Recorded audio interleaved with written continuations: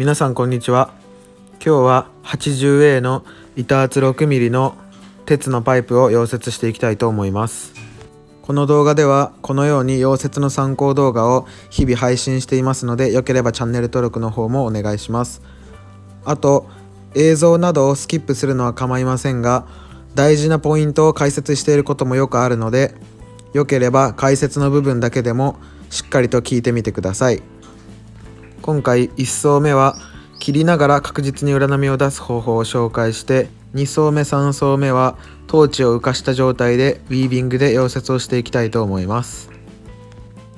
今回最終層は右左のウィービングではなく、前後ろの前後ウィービングでやっていこうと思います。ウィービングはウィービングでもいろんな振り方や種類がありますので、今回は前後に振るウィービングの方法を紹介していこうと思うので、よければ参考にしてみてください。基本的にターンテーブルを使用できる時以外は浮かしの溶接はあまりしないのですが、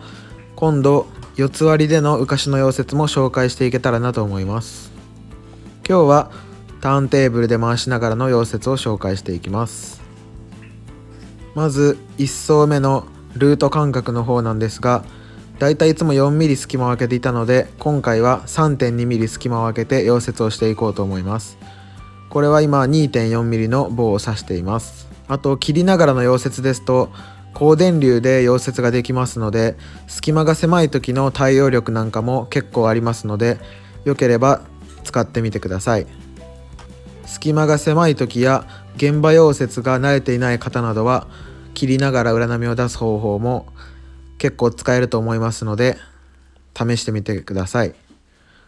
で、今回タングステンの長さは 8mm ぐらい出した状態で溶接をしていきます。で、ノズルはいつもなんですが、また7番を使用していきます。で、1層目の切りながら裏波を出すやり方の手元の動きなんですが、このように軽くローリングをして進んで棒を突っ込む、軽く進んで棒を突っ込むというのを繰り返していくだけです。この時に棒は途切れないように注意してください。途切れてしまうとそこで裏波に段差ができてしまうので、つけたままの方が安定はしやすいです。で、1層目の電流が 170A で棒は 2.4mm を使用していきます。切りながらなのでとても電流を上げることができるので、つなぎが苦手な方でも簡単につながるので、この方法を試してみる価値はあると思います。この方法で最も重要なポイントは、切った時でも棒はプールにつけたままを維持するということです。今の動画を見てわかると思いますが、常に切った状態の時でも棒がプールに入っている状態を保てています。これを維持することで一定の量を送ることができれば、裏波の高さはとても安定しやすいです。なので、例えばこれが隙間が 2mm ぐらいしか空いていない場合だと、電流を200ぐらいまで上げると、同じような溶接の方法でしっかりと裏波を出すことができます。あと今これは動画用ということもあり、少しだけゆっくりめのピッチでやっていますが、あと10ぐらい電流を上げるともっと速いピッチで溶接をすることも可能です。で、次目はこのように棒を一度抜いてちょんちょんと棒を垂らすイメージでつないでいってください。つけたままですともっと電流を上げないとなかなかつながらないので、このやり方が一番確実につながるかなと思います。で、つなぎを越したらまたこのように同じことを繰り返してもらえば大丈夫です。この時の進み幅ですが、荒く進みすぎると裏波がつながりが弱い可能性もあるので、自分のつけたプールの真ん中ぐらいを目安に次のアークを出せばいいと思います。それぐらいのピッチを保ってもらえば綺麗に裏波は出るので、それでやってみてください。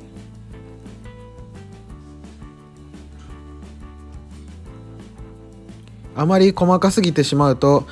逆に電流がとても高いので、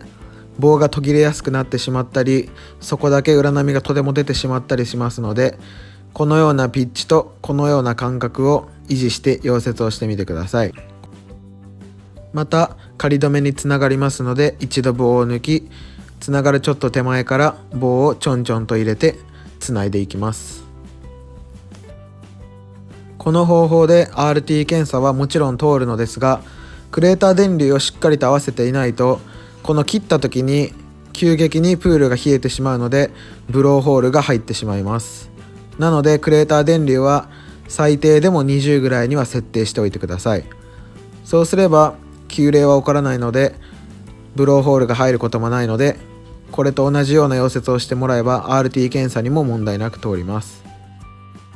なので現場溶接で RT がある場合など、とても狭くてやりづらい時なんかはこの方法ですとゆっくり落ち着いて溶接をすることができるので、比較的簡単に裏波が出せるかなと思います。ステンレスの溶接をするときはキーホールを作りながら溶接をすると綺麗な裏波が出てくれますが、鉄のパイプの場合などはキーホールを作りながら棒を入れてしまうと逆に裏波がボコボコになってしまいます。なのでキーホールを作るんではなく、常に隙間に収まる棒系を使い、このようにしっかりと炙ったら棒を送るというのを繰り返してもらえば裏波は綺麗に出てくれます。なかなか連続の溶接の仕方ですと、棒が同じ量をずっと安定して送れないと高さの揃った裏波を出すのが比較的難しいので、しっかり安定した裏波を出したいという方などはまずはこの方法から覚えてみてください。なので普段鉄のパイプを溶接することはほとんどないという方で、 T の 1P 鉄のパイプの四角、これを取らないといけないという方などは慣れていないと思うので、この方法で資格を受けてみれば簡単に合格はできると思います。横付けなんかもこの方法ですと簡単に出せるので、よければ試してみてください。これが1層目を終えたビード外観です。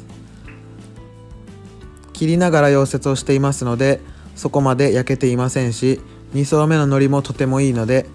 この方法も試してみるといいかなと思います。でこれが1層目の裏波の状態です。ちょっと棒を送りすぎてしまったところなどもあって高さはあまり揃っていませんがご了承ください。ただ裏波が出ていないところがあるというのはないと思うので、この方法でもしっかりと裏波を出すこと自体はできます。で次に2層目を溶接していきます。2層目は結構高めの電流に変えて、もうこのまま何も動かさないストレートの方法で高さを出して溶接をしていきたいと思います。2層目は貝先さえしっかり埋まっていればいいので、幅もそこまで必要ないので振ったりはせずそのままストレートで溶接をします。電流は 190A で棒は 2.4mm を使って2層目を溶接します。で今これ2層目の映像なんですが、もう高電流なので幅はしっかりとすぐ出てくれますので、このまま切りながらヨりをパイプと同じ高さまで上げながら溶接をしていきます。この時に電流を210や220ぐらいまで、高すぎる電流を上げてしまうと1層目の裏に湧いてしまうぐらい溶け落ちる可能性があるので、あまり上げすぎないようにはしてください。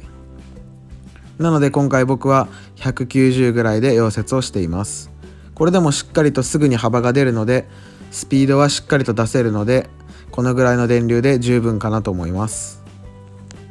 で 2.4mm を使って高さがあまり出せない人は 3.2mm を使ってもいいと思いますし、そんなに高さがもう必要ない場合ですと 2mm の棒を使ってもいいと思います。やはりストレートの溶接はスピードがとても速いので、このようにハイピッチで溶接をすることができます。で高電流で溶接をするときに気をつけてほしいのが、あまりタングステンを立てすぎないようにしてください。高電流でタングステンを立てすぎてしまうと真下に湧こうとするので、裏波を突き抜けてしまったり溶け落ちてしまうことが多くなってしまうので、このように少しタングステンを傾けた角度でプールを前に軽く伸ばせれるような角度で溶接をしていってください。これが低い電流なら全然タングステンの角度は立ててもいいのですが、高電流なので下に沸かそうとせずに軽く前に伸ばすように熱を逃がしていかないとすぐに溶け落ちてしまいます。なのでここだけはしっかりと意識しながら溶接をしていってください。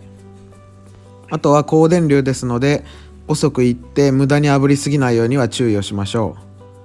う。でこれが2層目を終えたビード外観です。やはりかなりスピードが速いので、2層目など最終層で隠れてしまうような中間層のビードなどはこの方法だとスピードが速く仕上がるので、とても使える方法かなとは思います。次に最終層を溶接していくのですが、今回は幅が必要ないので、このように前後ウィービングをして溶接をしてみたいと思います。パイプの板厚がもっとある場合などは幅も当然必要になりますので、右左にウィービングをして高電流で溶接をする方法もあるので、次回はそれを紹介していきたいと思います。今回は幅が必要ないので、今の映像のように前後でウィービングをしていきます。なかなかティグ溶接でこの振り方をする人はあまりいないと思いますが、この方法だと簡単に V のような見た目のビードを作ることができるので、 V ビードが好きな人などはこの方法も試してみてください。結構インスタグラムなどでは V ビードが好きという人も多いので、この方法は簡単に V ビードを作れるのでやってみる価値はあるかなと思います。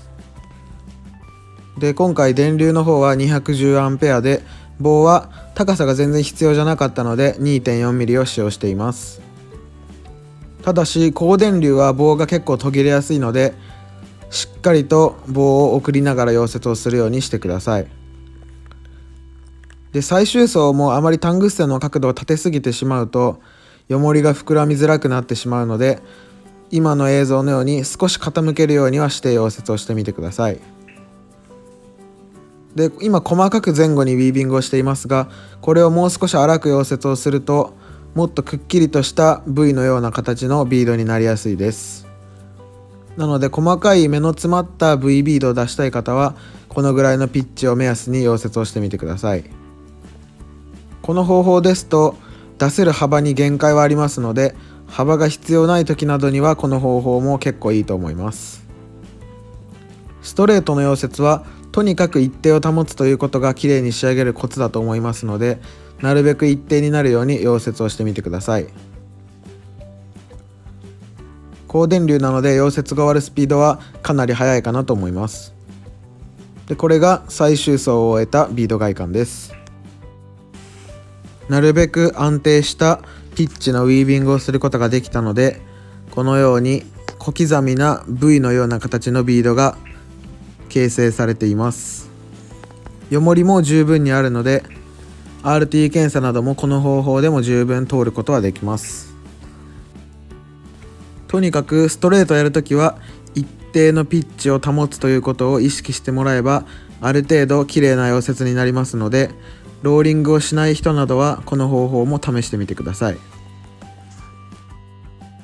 これが低い電流でしたらゆっくりと溶接をすることができるので、あまり一定にならなくてもごまかしは効くのですが、高電流ですとスピードが速いので一定のピッチを保てないとすぐに幅も狂ってしまいますので、無理にこの方法を試す必要はありませんが、このビードが好きな方などは試してみる価値はあると思います。ただしやはりノズルを母材につけることができるので、ローリングの方が安定感は確実にあると思います。で実際にトーチの角度はこのぐらいで溶接をしてましたので、今ぐらいの角度を保ちながら溶接をするようにしてみてください。これで今日の解説動画は以上です。左下のアイコンをタップしてもらうとチャンネル登録できますので、よければお願いします。またコメントなども気軽に YouTube のコメント欄にお願いします。それでは今日も最後までご視聴ありがとうございました。